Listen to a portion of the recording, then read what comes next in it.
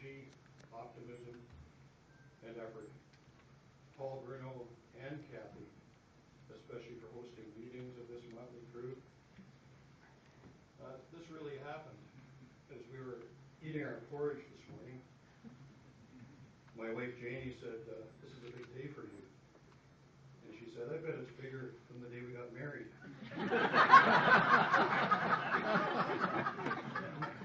Or the day we had our first child.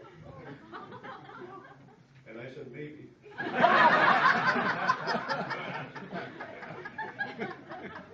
But it's not as big as that day that Rocket Richard came to our house.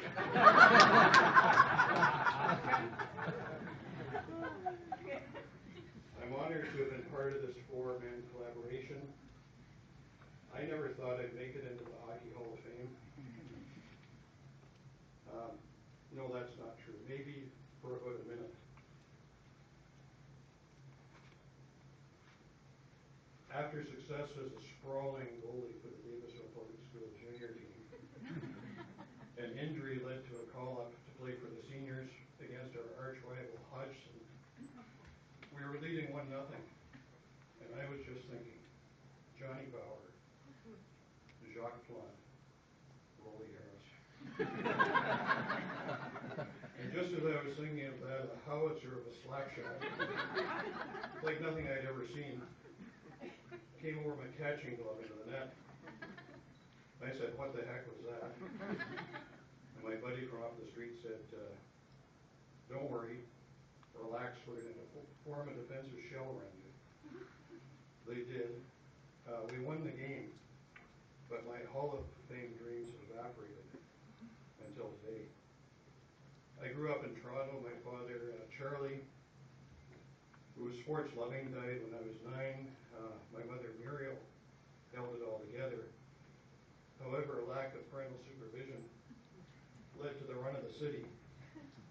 I had a big Globe and Mail paper route, and that gave me disposable income.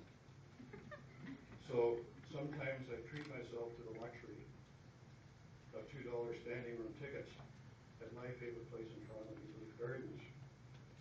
One special time, my cousin Gary was here. His dad even gave my mom and I greens so we could sit. Row J, seats 9 and 10 for a Canadiens game.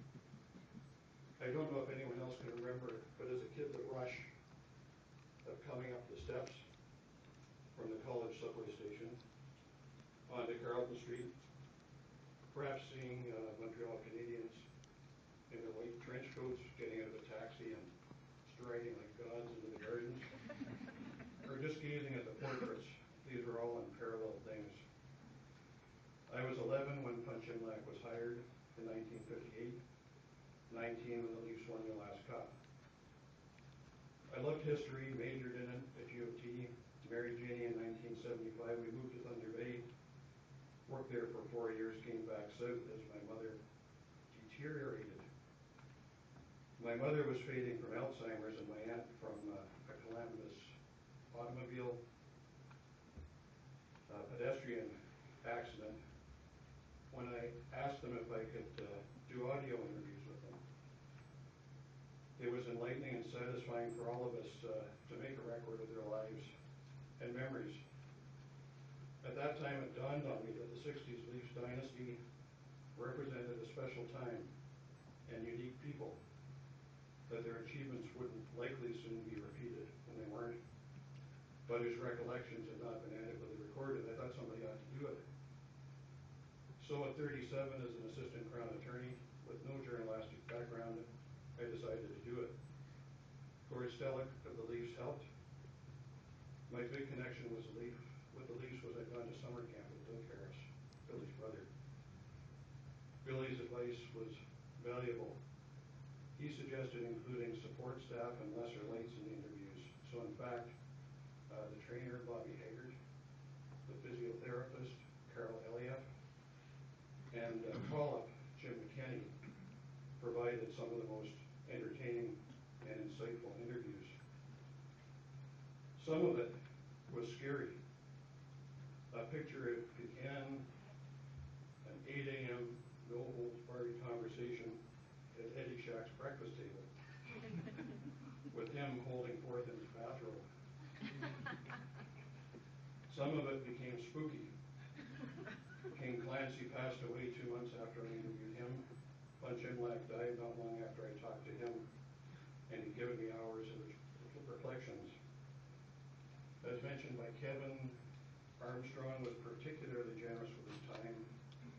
Bauer, Kelly, Mr. Duff, who's here today, Vaughn and Stanley also took me into their homes and were hospitable beyond belief. In all, there were over 40 interviews.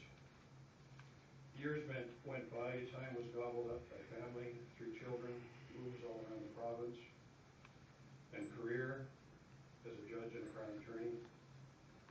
Then, 2 years ago, the 4 of us began the process leading to this book. I'm ecstatic that we were able to integrate so much of the work that began a quarter century ago into this book, particularly the rarely heard voices of Armstrong, Homestead, and Keon that fellow fans can enjoy through this collaborative effort. The best part is to have so many dear friends and family here to share in this special moment. My daughter Summer, who took the picture for the book, and it's hard to get a good picture of me. Christian, who put up with the absences and distraction related to this endeavor, as did my youngest Stuart, who I hope is working on 3 term papers at Trent University right now. Finally, last but most, my wife Janie, the love of my life.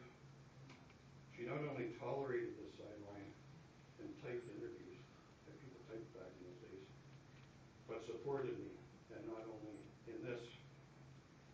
Janie is the rock who in all things, even in the darkest times, has provided faith and encouragement to keep what we like to think of as the good ship Harris afloat. Incidentally, Janie, there just may be one more book in me, I don't know. And now my good friend, the super statistician and sweater provider, Paul Bruno.